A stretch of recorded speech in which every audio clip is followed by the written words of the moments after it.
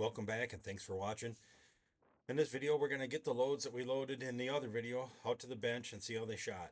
We did have to make them a little shorter because they wouldn't fit in the magazine. Here we shot the 46 grain. The speeds never did come up. They actually went down.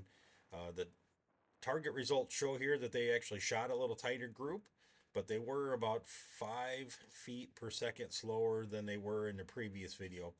Here I post up the data from the other one. They were 2143. This one, like I said, about 5 feet per second slower is all, but they were shortened by, just over 20 thousandths. They did shoot good, still not fast enough. And then we also shot the 46.5. They also went down in speed, 2169. Group opened up a little bit. And in the previous test, we were at 2179, so they were 10 feet per second slower. I know temperature, humidity, all that stuff makes a difference, but what I'm going to say is the H4831 shortcut in the compressed load did not speed up the bullets. They actually slowed it down. So I think it's time we regroup and we're going to switch over to Varget. Thanks for watching. See what's up.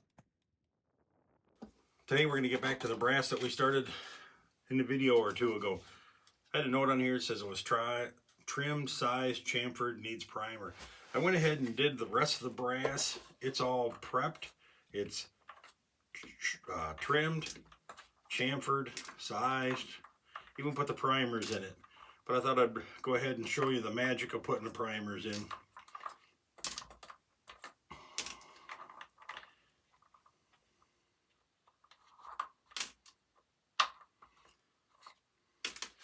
So I used the RCBS handheld primer. This one's already set up for large rifle primers. There's an adapter here you can take out and change for small rifle.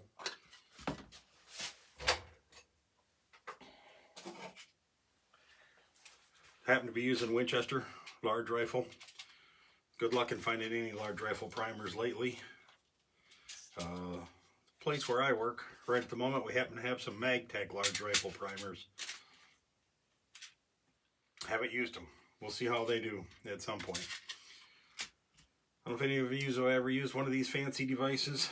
Probably should show this a little closer. There's ridges on here. If these primers happen to get dumped over upside down, this device will magically, that's my story, knock them around to face the right direction.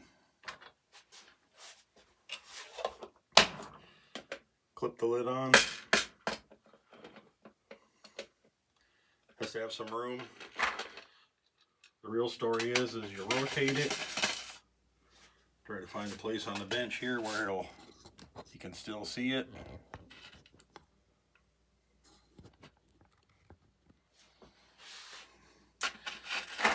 Rotate this.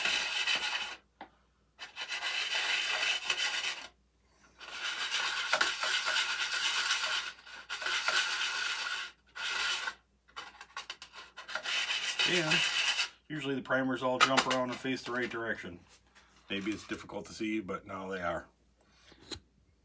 Get back up to there. Simply slide that into there. Primers feed down in there.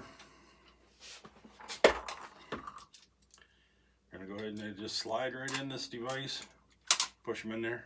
Primer loaded.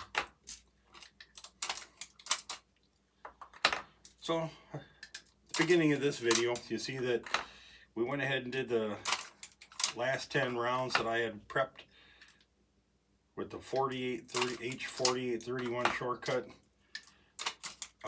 roughly 20 thousandths shorter than in what we initially started with. Keep them from dragging in the magazine. Turned out no speed. We never did break 2,200 feet per second. I really am not a speed hound. I don't get too worried about the speed. It's just a number. I like the accuracy, but in the same token, I really wanted those bullets to be up around 2,400 feet per second. They just never got there. So I think we're going to switch over to Varget. I have used Varget before in a lot of other different stuff. So today we're going to switch over to Varget, load some up, hopefully get them out and shoot them. I don't know. You can see this in this back of this too. I did acquire these long shot cameras. We're going to see how those work at the Target. See if we can get some good live, real-time hits on the target with the camera.